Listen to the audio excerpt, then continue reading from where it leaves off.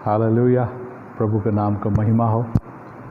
आज का ये सुंदर दिन परमेश्वर ने हमें दिया और परमेश्वर का आत्मा ने आज सुबह जो मुझसे बात किया, मैं चाहता हूँ कि उस बातों को, उन ज्ञान की बातों को, उन समझ को आप भी मेरे साथ में उसे समझें। और ये जो मैं आज आपके लिए वीडियो बना रहा हूँ वो यूट्यूब पर भी मैं डालूँगा और फेसबुक पर भी मैं डालूँगा। तो यूट्यूब का मैं एड्रेस आपको, जो लोग मेरे साथ व्हाट्सएप के साथ जुड़े हैं उनको मैं उसका आईडी में डाल दूँगा। कृपा करके बहुत आराम से परमेश्वर के वचन को, और मेरा निवेदन ये है कि जब भी आप परमेश्वर के वचन को, कोई भी हो, चाहे सुनने वाले जो भी हैं, मैं उनसे निवेदन करता हूँ कि आप परमेश्वर के वचन को जब आप सुने तो उसे आप लिख लें, और कुछ भी जिज्ञासा के साथ कुछ प्रश्न हो तो आप उसे मुझसे पूछ सकते हैं। नीचे वहाँ आप सब जो सब्सक्रिप्शन है उसमें आप उसे डाल सकते हैं और पूछ सकते हैं, या डायरेक्ट मुझे फ़ोन करके पूछ सकते हैं। उसमें मैं कोशिश करूँगा आपकी प्रश्नों का उत्तर देने के लिए। लेकिन सिर्फ इतना सी बात है कि मैं चाहता हूँ कि परमेश्वर का वचन जो ऐसा लिखा है कि सत्य तुम जानोगे और सत्य तुम्हें स्वतंत्र करेगा। किस बात से? कभी कभी हम बहुत सीखने के बाद भी, बहुत कुछ जानने के बाद भी वो नहीं जानते जो परमेश्वर चाहता है कि हम जानें। मैं चाहता हूँ कि आप उन वचनों को जो मैंने जाना है वो आप भी जानें, और ये तभी संभव होगा जब हम ये विश्वास करेंगे और अंगीकार करेंगे कि परमेश्वर ने एक महान कार्य हमारे लिए किया है मसीह यीशु में, और वो मसीह यीशु अभी हम में निवास करता है। चलिए आगे बढ़ने से पहले हम प्रार्थना करें, प्रभु के नाम का महिमा करें। हालेलुया। हे हमारे स्वर्गीय परमेश्वर पिता, हम तेरा धन्यवाद और शुक्र करते हैं एक सुंदर दिन हमारे जीवन में देने के लिए, और इस सुंदर संगति के लिए परमेश्वर, जिसमें तमाम लोग प्रभु इस वीडियो के माध्यम से आज तेरे वचन को सुनेंगे, उनको मैं तेरे हाथ में सौंपता हूँ। प्रभु वो सामर्थ्य जो तूने मुझे दिया है, जो मेरे भीतर है परमेश्वर, प्रभु मैं उस सामर्थ्य के द्वारा मैं आज तेरे आशीष को परमेश्वर उनके जीवन पर उंडेलता हूँ, और प्रभु आज्ञा देता हूँ कि हर एक प्रभु रास्ता उनके लिए जो तेरे स्वर्ग का है वो खुल जाए, ताकि वे तेरी बुद्धि का आत्मा, युक्ति का आत्मा, और प्रभु तेरी ज्ञान का आत्मा, तेरी समझ का आत्मा वो प्राप्त करे। प्रभु हर एक सुनने वाले तेरी आशीष में लबालब हो जाएं, और प्रभु ताकि जिस प्रकार तेरे वचन में लिखा है कि तुम संसार की ज्योति हो, और वो उस ज्योति के समान है जो पहाड़ पर रखी हुई है, कि हर आने वाला उस ज्योति को देखने पाए। प्रभु प्यारे परमेश्वर, हमें उस ज्योति के समान चमका दे। हर असत्य की बात को, हर उलझाने वाली बात को हमारे जीवन से दूर कर, और तेरे सत्य से हमको भर दे। प्रभु हम सारा आदर और महिमा आपको देते हैं, और इसी प्रार्थना को हमारे उद्धारकर्ता, आपके पुत्र जो हम में रहता है, हम में निवास करता है, हमारे भीतर है, उस यीशु मसीह के नाम से मांगते हैं। सुनकर कबूल कर ले पिता, आमीन आमीन। मेरा सब्जेक्ट ही यही है, हमेशा हर प्रचार में यही सब्जेक्ट रहता मेरा, कि परमेश्वर ने एक बड़ा काम हमारे लिए किया।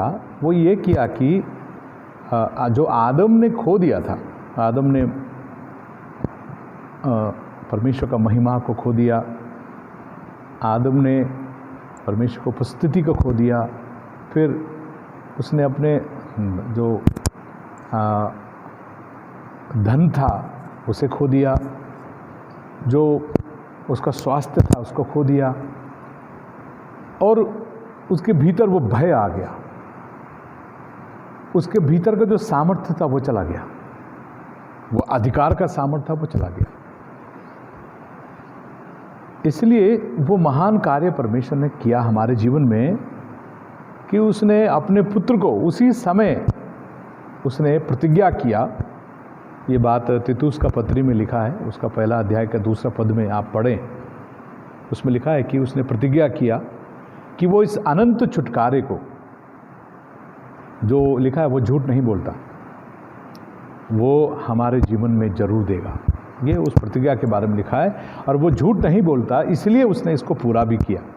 उसका पहला कारण ये है कि परमेश्वर हमसे बहुत प्रेम करता है। उसने सारी सृष्टि को बना लिया, बनाने के बाद उसने सबसे बाद में सब कुछ को उसने जब बना लिया तो उसने हमको अपने स्वरूप में सृजन किया। और यही कारण है कि उस प्रेम में उसने हमें वो अनंत छुटकारा देने की प्रतिज्ञा किया। तो हमारा जो परमेश्वर के प्रति जो विश्वास है वो उसको हम कैसे बढ़ाएं, वो मैं आपको सिखाना चाहता हूँ। वो कैसे बढ़ाएं?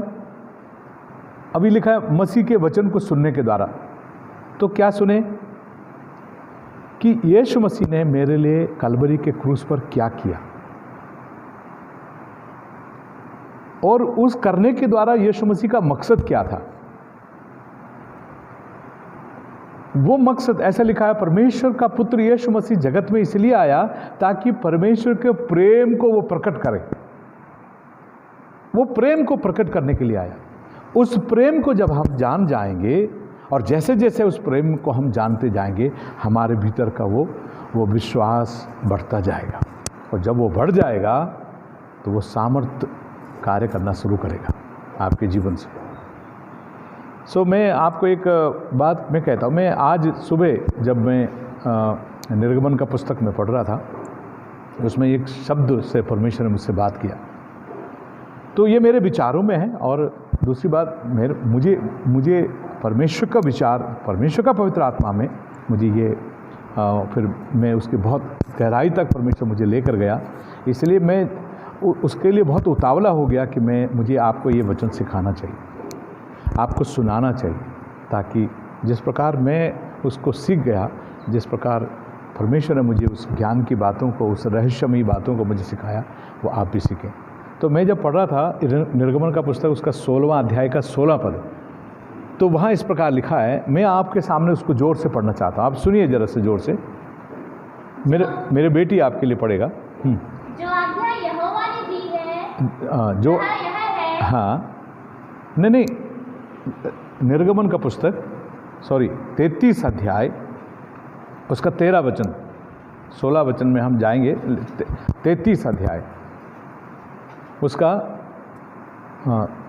33 अध्याय का 13वां वचन। मैं 33 अध्याय को मैं आज पढ़ रहा था और फिर 16 अध्याय में भी गया, लेकिन 33 अध्याय में जब मैं आज परमेश्वर का वचन को, तो एक वचन मेरे जीवन के अंदर, मेरे हृदय के अंदर परमेश्वर ने दिया, उस पर मनन करने के लिए परमेश्वर ने मुझको अनुग्रह दिया। या और अब यदि मुझ पर तेरे बेटा थोड़ा यहाँ खड़े होकर पढ़ सकते हैं तो, क्योंकि माइक से पूरा आवाज़ आ जाएगा। अभी मूसा का प्रार्थना देखिए क्या है।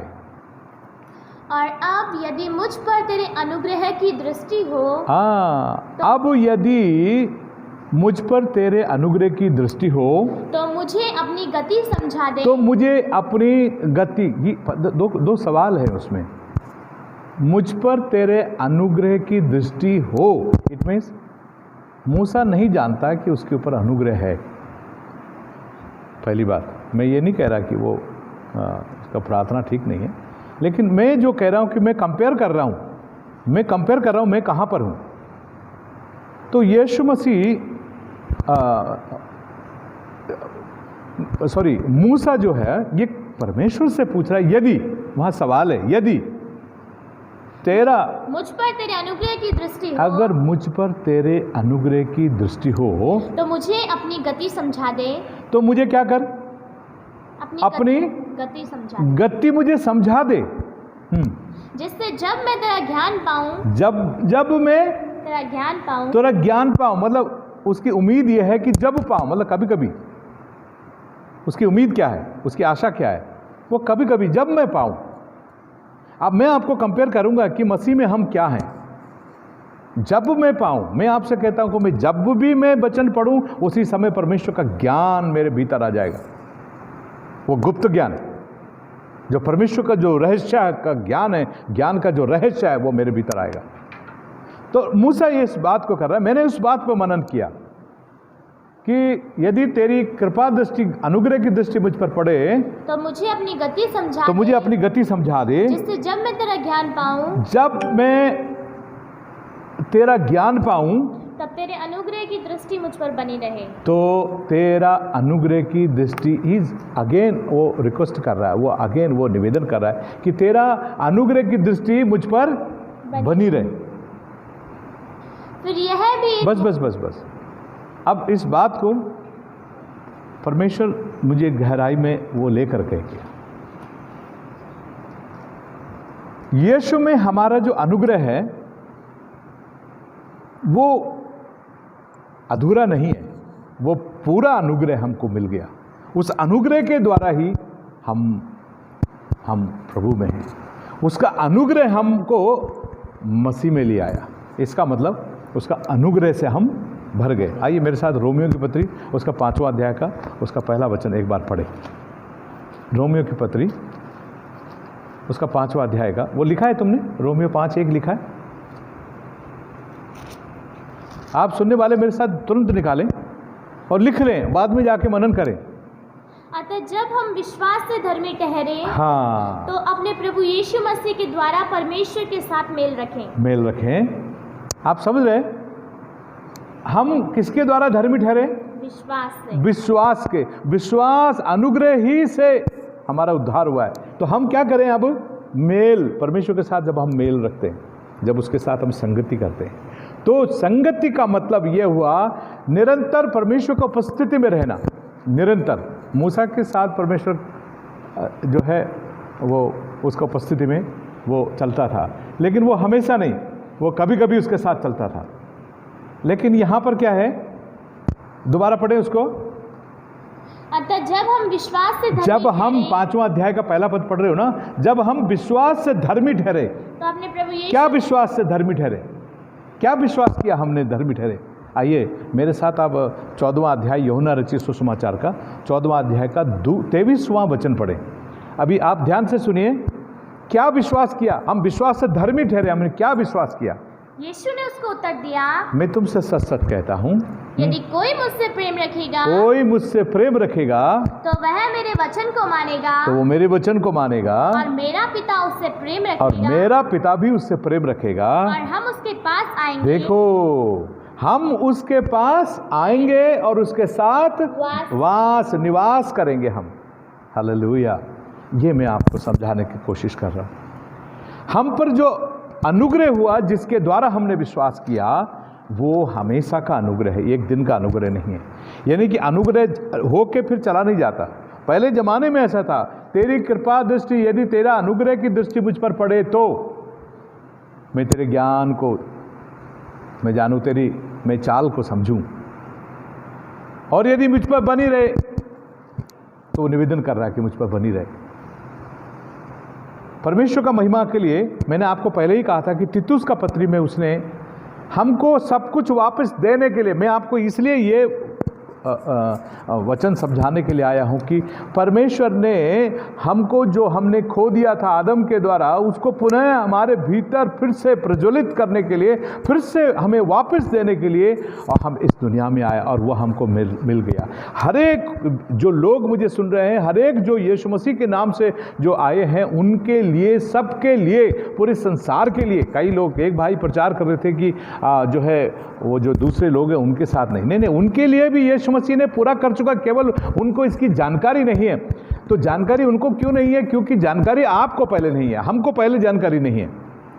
तो पहले हम जान जाएं कि हमारे भीतर क्या किया, तो वो जानकारी जब पूरी मिल जाएगी, जब मैं खुद अंधकार में से अभी छुटकारा नहीं पाया तो मैं दूसरों को कैसे लेके आऊँगा? इसलिए पहले हम जान जाएं कि परमेश्वर ने हमारे लिए क्या किया। तो तीतुस का पत्री पहला अध्याय का 2 पद में लिखा है कि उसने वो प्रतिज्ञा करी। किससे करी प्रतिज्ञा? मैं तो उस समय था नहीं, मूसा के साथ वो प्रतिज्ञा करी नहीं, तो किसके साथ करी वो प्रतिज्ञा? यीशु मसीह के साथ वो प्रतिज्ञा करी। यीशु मसीह था उस समय, क्योंकि आदि में कौन था? वचन था। वचन कौन था? परमेश्वर था, और वचन ही परमेश्वर के साथ था, और वही वचन देहधारी हुआ जिसका नाम यीशु रखा गया। इसका मतलब यीशु पहले कहाँ था? जहाँ पर उसने कहा कि हम मनुष्य को अपने स्वरूप और समानता में बनाएं। उसने वो ये कहता है 14वां आयत में, उसका 14वां अध्याय यूहन्ना का उसका 23 पद में कहता है कि जो मुझसे प्रेम करता है वो मेरी आज्ञाओं को, मेरे वचन को मानेगा, और जो मेरे वचन को मानेगा मेरा परमेश्वर भी उससे प्रेम करेगा, और हम आकर उसके साथ निवास करेंगे। तो इसीलिए हम मसीह कहलाते हैं, क्योंकि हम उसके वचन पर विश्वास करते हैं। प्रियो, मैं जो आपको अपने साथ बताना चाहता हूं कि जो मेरी आशा है, मेरी जो आशा है वो परमेश्वर ने मेरी आशा को स्वर्ग पे रखा था और उस आशा को पूरा कर दिया उसने। एक बार इफिसियों की पत्री मेरे साथ पढ़ें जल्दी से, उसका 5वां अध्याय निकालें। बेटा तेरे को लिस्ट दिया है ना, उसके अनुसार तुरंत निकाल ले। हैं? इफिसियों का पत्री नहीं है, इफिसियों का पत्री है, कुलुसियों का पत्री, सॉरी, कुलुसियों का 1:5, कुलुसियों का पत्री, सॉरी, कुलुसियों का पत्री 1:5 में लिखा, मेरी आशा स्वर्ग में रखी है।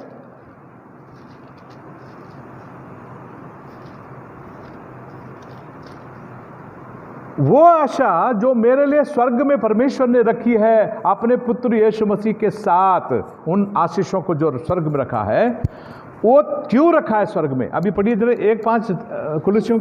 उस आशा की हुई वस्तु के कारण, हाँ, जो तुम्हारे लिए स्वर्ग में रखी हुई है। किसके लिए रखी है? मेरे लिए स्वर्ग में रखी है, जिसका वर्णन तुम उस सुसमाचार के सत्य वचन में सुन चुके हो। हाँ, उस सुसमाचार, उस वचन में, उस सत्य में हम सुन चुके हैं कि मसीह यीशु में हमारे लिए वो आशा स्वर्ग में रखी है। और क्यों रखी है? ताकि उसके द्वारा, आप 27 भी पढ़े, 1:27 भी पढ़े जरा सा, उसका कुलुसियों का 1:27 भी पढ़े। क्यों वो आशा रखी है हमारे लिए? जिन पर परमेश्वर ने प्रकट करना चाहा, जिन पर परमेश्वर ने प्रकट किया कि उन्हें ज्ञात हो, कि उनको ज्ञात हो कि अन्य जातियों में उस भेद की महिमा का मूल्य क्या है, कि उसका मूल्य क्या है, उस भेद का मूल्य क्या है अन्य जाति में, उस आशा का जो हमारे लिए जो रखा गया है, उसके भेद का। फिर से दोबारा पढ़ें, जिन पर परमेश्वर ने प्रकट करना चाहा, जिन पर, किस पर? जिन्होंने मसीह यीशु को अपने जीवन में से प्रकट करने के लिए परमेश्वर ने जिनको चुन लिया। अभी गलतियों की पत्री हमने कई बार पढ़ा, गलतियों की पत्री उसका 1 अध्याय, उसका 15वां अध्याय में ये लिखा है कि परमेश्वर ने मुझको मेरी माँ के गर्भ में ठहरा दिया, ताकि 16वें लिखा है, ताकि मेरे द्वारा वो अपने पुत्र को प्रकट करे। तो ये एक धन्य आशा परमेश्वर ने हमारे लिए स्वर्ग में रखी है। उस आशा को कुलुसियों की पत्री में क्या लिखा है, यानी मैं उसको इस तरह से पढ़ता हूं, ताकि उसकी सामर्थ मुझ में होकर पूरी दुनिया में प्रकट हो जाए, फैल जाए। आमीन। ताकि उसकी सामर्थ जो मेरे भीतर है वो पूरी दुनिया में फैल जाए। इसलिए वो सामर्थ्य कैसे काम करता है आपके जीवन में, वो परमेश्वर का सामर्थ्य कैसे कार्य करेगा, वो है सुसमाचार। इसलिए परमेश्वर का वचन में पौलुस कहता है, मैं सुसमाचार से नहीं लजाता। रोमियो की पत्री 1 अध्याय का 16वां वचन, क्योंकि मैं सुसमाचार से नहीं लजाता, मैं सुसमाचार से नहीं लजाता। इसलिए हर एक प्रिय भाई को मैं बताना चाहता हूं कि वे सुसमाचार सुनाने से नहीं लजाएं, क्योंकि जब वो सुसमाचार सुनाएंगे तो परमेश्वर का सामर्थ उनके जीवन में जो सुन रहे हैं कार्य करेगा, और उनके जीवन में जो सुना रहे हैं कार्य करेगा। परमेश्वर का सामर्थ्य जैसे ही आप उस सुसमाचार को, क्या है वो सुसमाचार? कि मसीह यीशु कौन है, वो किस प्रकार इस धरती पर आया, और इस धरती पर उसने हमारे लिए उस कलवरी के क्रूस पर क्या कर दिया, वो सुसमाचार आपको और मुझको परमेश्वर का सामर्थ्य से भर देता है। पढ़िए थोड़ा सा जल्दी जल्दी हम पढ़ेंगे। क्योंकि मैं सुसमाचार से नहीं लजाता, मैं सुसमाचार से नहीं लजाता, इसलिए कि वह हर एक विश्वास करने वाले के लिए, क्योंकि हर एक विश्वास जो कर रहा है, जो सुसमाचार सुनाना है वो भी विश्वास कर रहा है, और जो इसको सुसमाचार सुनाया जा रहा है वो भी, उस पर भी अनुग्रह की दृष्टि हो गया है, उस पर भी हमेशा के लिए परमेश्वर ने अनुग्रह दे दिया कि वो विश्वास करे। आमीन। क्योंकि वो अगर चुन लिया गया है परमेश्वर का महिमा के लिए कि उसके पुत्र को प्रकट करें, तो सुसमाचार सुनाने के, सुनने के लिए उसके पास भी विश्वास है, वो ज्ञान का सुसमाचार सुनाने के लिए उस पर विश्वास है। तो क्या लिखा है?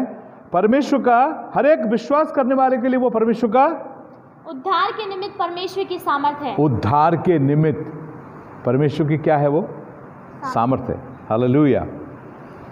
सो जब वो सामर्थ्य हमारे जीवन में आ गया तो आप परमेश्वर का प्रकाश के तौर पे आप चमक उठेंगे। आप परमेश्वर का प्रकाश है, कैसे आप छुपे रह सकते हैं? तो वो उस प्रकाश उस दिए के समान है जो पहाड़ के ऊपर रखा गया है, उस गांव के समान है, उस बस्ती के समान है जो पहाड़ पर है, जिसे आने वाले सब देखते हैं, अरे वो गांव है, देखो चमक रहा है। तो आप भी इस संसार की ज्योति हैं। आपके भीतर जो सामर्थ्य होगा वो बिना चमके रुकेगा नहीं। लेकिन अपने आप को पूछे, वो सामर्थ्य है क्या? आपके भीतर है क्या? वो कब होगा? जब यीशु मसीह आपके भीतर होगा। आपके भीतर कब होगा? जब आपको ये मालूम हो जाएगा कि यीशु मसीह ने मेरे लिए कलवरी के क्रूस पर क्या किया, इसलिए वो तब आपके भीतर आएगा जब आप भी उसके साथ उस मृत्यु में आप यीशु मसीह के साथ मर जाएंगे और अपने आप को संसार के लिए, इस संसार के लिए, इस संसार के पाप के लिए जब आप अपने आप को भी वैसे ही कलवरी के क्रूस के ऊपर टांग देंगे। और फिर अगर अंगीकार कर लें कि वो